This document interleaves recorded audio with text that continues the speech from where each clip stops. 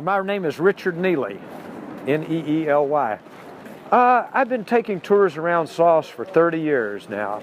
Here we are in the blowing engine house, and imagine working in this place. Underneath this metal floor where you're standing were the huge steam lines that brought in boiling steam from the boilers. So working in this building was like standing inside a radiator, always over 100 degrees in here.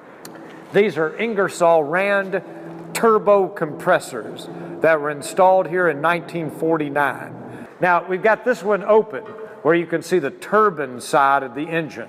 We had a lot of trouble with this machine right here, and you can see the relics of some really bad breakdowns.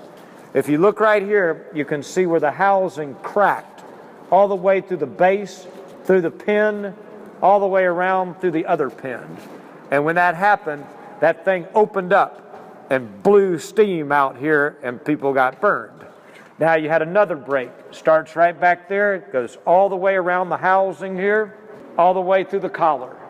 And when that broke, that thing bucked up and blew steam right here, and people got burned. Now, folks, do you feel really cold right there? You're standing right above the site of our worst single accident on the site. We had 2 men scalded to death right here. And so they had a valve wear out in that system. They went to a junkyard to buy another one. They bought the wrong kind of valve. And they put that wrong valve in there. It ran for about an hour. It overheated. It split the line. So they shut this thing down. 3 of them went down there. They welded a plate over the crack in the line. Then they stood back and said, let it rip. And so the steam came through that line, hit that closed valve, and blew it up right in their faces. These machines gave us our National Historic Landmark status.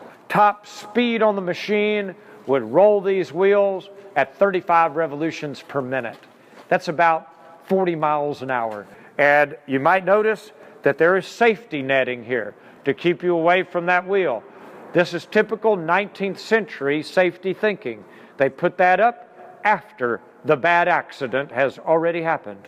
There was a man that used to come and lean right here every day and eat his lunch with that thing in full tilt behind him.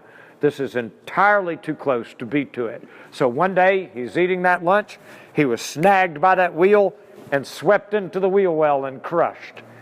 All right, guys, here we are at the base of furnace number 1.